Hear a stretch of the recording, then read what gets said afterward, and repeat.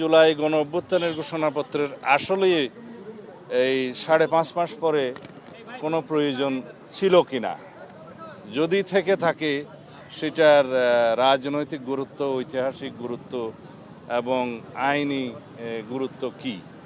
আমাদের কাছে সবচাইতে জরুরি ফ্যাসিবাদ বিরোধী জাতীয় ঐক্যকে ধরে রাখা এবং ফ্যাসিবাদ বিরোধী যে জাতীয় ঐক্য সৃষ্টি হয়েছে জুলাই আগস্ট গণ অভ্যুত্থানের মধ্য দিয়ে, সেই জাতীয় ঐক্যকে গণ ঐক্যে রূপান্তরিত করে সেটাকে রাজনৈতিকভাবে আমরা যাতে সাংস্কৃতিক চর্চা করতে পারি, রাজনৈতিক সংস্কৃতির মধ্যে নিয়ে আসতে পারি এবং সেই ঐক্যকে ধরে রেখে জাতিকে এগিয়ে নিয়ে যেতে পারি, সেটাই আমাদের এখনকার জন্য সবচেয়ে বড় চ্যালেঞ্জ।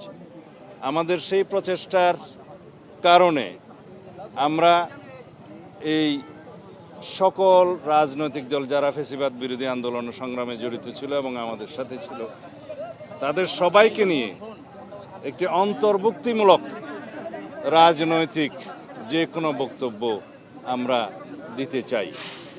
এখন যে কোনো রকমের অনৈক্যের বীজ যাতে আমাদের ভিতরে বপন না করতে পারে কোনো ফ্যাসিবাদী শক্তি এবং ফ্যাসিবাদের দূষররা, সেদিকে আমাদের লক্ষ্য রাখতে হবে।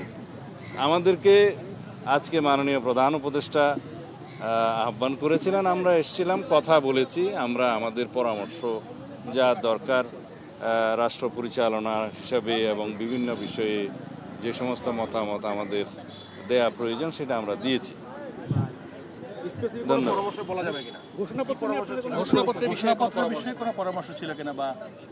জুলাই গণ অভ্যুত্থান সম্পর্কিত ঘোষণাপত্র নিয়ে কিছু আলোচনা হয়েছে।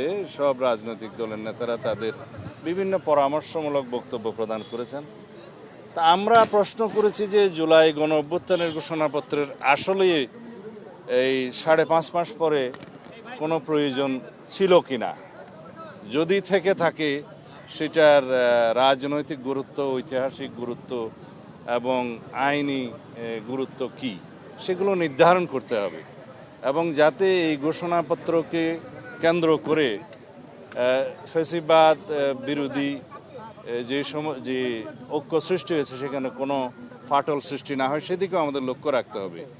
যদি কোনো রাজনৈতিক দলিল ঐতিহাসিক দলিলে পরিণত হয়, সেই দলিলটাকে অবশ্যই আমরা সম্মান করি, কিন্তু সেটা প্রণয়ন করতে যেয়ে যাতে সব সংশ্লিষ্ট সকলকে অন্তর্ভুক্ত করা হয়, তাদের পরামর্শ নেওয়া হয়, আলোচনা করা হয়, সেই দিকটা আমরা পরামর্শ দিয়েছি এবং সেই বিষয়ে আমি মাননীয় প্রধান উপদেষ্টা এবং এই অন্তর্বর্তীকালীন সংশ্লিষ্ট সকল উপদেষ্টাকে অনুরোধ করেছি সেই বিষয়ে যেন আপনারা নজর রাখেন এবং সেই হিসাবে পদক্ষেপ নেন, যাতে জাতীয় ঐক্যের মধ্যে কোনো রকমের ফাটল সৃষ্টি না হয়, আমাদের মধ্যে যাতে কোনো রকমের বিভ্রান্ত সৃষ্টি না হয়, সেইগুলো আলাপ হয়েছে।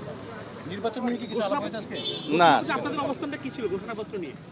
আমরা আমাদের বিভিন্ন পরামর্শ দিয়েছি, বিভিন্ন বিষয়ে রাজনৈতিক দলিল প্রণয়নের বিষয়ে ইত্যাদি বিষয়ে আমরা কথা বলেছি।